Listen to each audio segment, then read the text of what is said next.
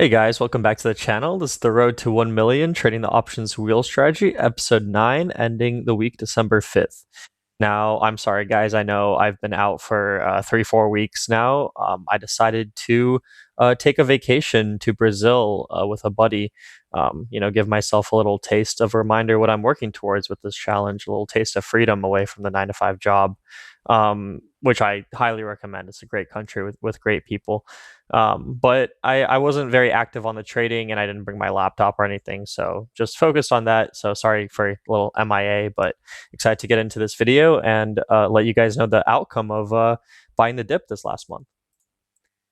So as usual, what is the wheel option strategy? The wheel option strategy is, I think of it like selling insurance on stock tickers. You start the wheel by selling put contracts, and if the stock falls below your price that you sold the put contract at expiration, you get assigned 100 shares of that stock, and I turn around and I sell calls on that stock. And again, this content is not financial advice. Please consult a licensed financial professional before making investment decisions. So, getting into the weekly portfolio update, the results from buying the dip. Happy to say that the market has rebounded, as many of you have seen in your own portfolios. And the last 4 weeks here, I haven't been super active up until this last week when I got back from vacation. And the account value is currently sitting at $275,431. And as usual, we had a little red Friday, negative 883, but still very, very green for the month, 3.76, up over 10 grand, which is great to see that the risk has been paying off from buying the dip. I've been doing a lot of research that I'll get into a little later on small caps, and that theory has been proving correct and has been moving like they historically have been. So on 2025 year to date, we are up over $40,500, 14.76%. And as you guys saw from the last video, what have we been buying? We've been buying the dip on Bitcoin. We've been buying the dip on small caps, the IWM, the ETF of the Russell 2000, where we have collected over 2,200 from premiums alone, as well as some more gains on actual stock that we got a early assignment on, which I'll get into later in the video. And trading HIMS again, a little $51. NVDL, bought the dip on NVIDIA, very little amount of capital because it is a leveraged ETF, but collect 120 on that. And SoFi, which I will be playing again, I'm watching for this week. But yeah, total over 3 grand in premiums collected over the last 4 weeks. So getting into the current activity, the Bitcoin dip. Now I've been thinking how much of the account should be used for Bitcoin, in this case trading the iBits, the iShares Bitcoin ETF, which follows the price of Bitcoin and charges a very low management fee, which I'm fine to pay. I think it's like 0.35% yearly. So Bitcoin's been dipping. I mean, from a high of 125K, which translates to this ETF price into about 72, and it's currently trading. Bitcoin's currently trading at around 90K as of today, Sunday, 12/7, and this ETF as of Friday close is trading around the $50 to $51 mark. So as you can see, the strike prices have been dollar cost averaging down. Sold puts for 56, got assigned on that. Sold puts for 53, just got assigned on that, and have put contracts open for 48, which I'm currently down on. But we'll see if Bitcoin dips. I think that translates to about 85, 86K. If that dips below there, I'll get assigned during expiration at the end of this month, and I'm happy to do so. I keep dollar cost averaging. So total of my account value, Bitcoin is about 9%. A good rule of thumb is no investment should be more than 20% of your portfolio. A lot of professional management firms do this, and as well as I like to follow in my own personal trading account. So I can go more, and I am planning on selling a few more puts if Bitcoin keeps dipping this week. But the premiums have been there. I've been dollar cost averaging and currently down on my position, but we will see if Bitcoin rebounds and if this will pay off, keeping a close eye on it. So This has been the moneymaker. Historically, small caps have fallen faster than the S&P 500, than large caps, than tech companies, but they've also recovered faster. So during this dip here, I mean, you see it fell all the way from 251 all-time high all the way down to about what is that, 230, somewhere in the 230s. Um, and it has that's I've been buying. I got an early assignment on that 243. Those blue lines are the strike prices of contracts that I sold. So I sold two contracts at 243, about 50K in collateral. Got an early assign on both, so got to keep the premium and got assigned shares, which I was very happy to see because I was expecting a nice little rebound. So currently up about almost 5% or 2K on those contracts, and that's just the shares. That's not including the over $2,000 that I've realized off of the premiums collected.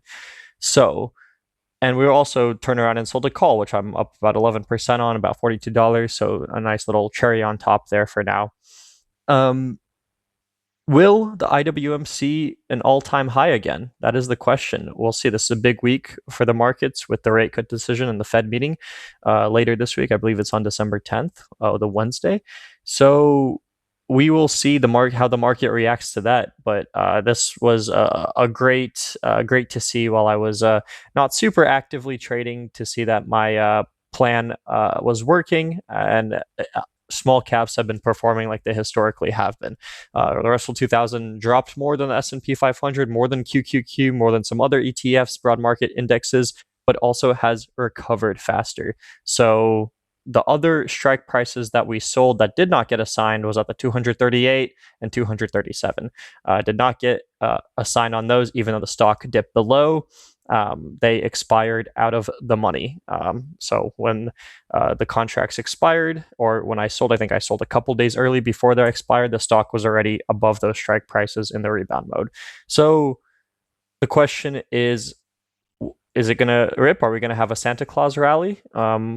I honestly don't know. I don't have a magic ball, but I do think a new all-time high is coming, depending on how the market reacts to the rate cut decision.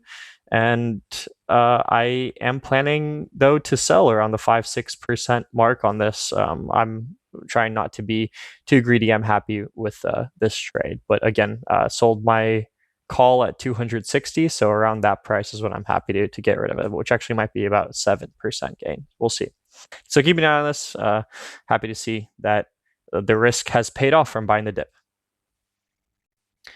So going into the current portfolio holdings, Waste Management has been a company that I got assigned on, that I thought would be an easy 1K, maybe 1 month hold. As you can see, I've been in it since October. So it's been about 2 months now, and this did barely break even this last week, but has since fallen a bit. We are down almost 2% on it, or $432.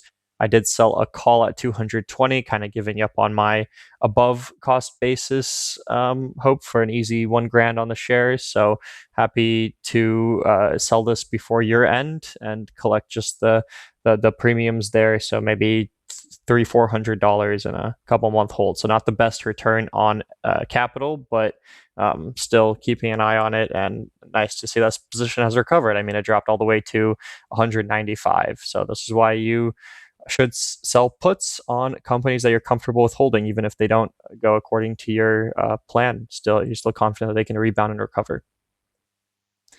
So Nucor Steel has been one that I've been holding for a very long time now, and it has been on a rip. Also shot a little bit above our cost basis, saw green for the first time in probably a year now. Down 2% on it currently. It's since had a little pullback these last 2 days. But trading above its 200-day SMA, 90-day SMA, RSI did shoot in the overbought territory. So that dip got it a little below that 70 RSI mark.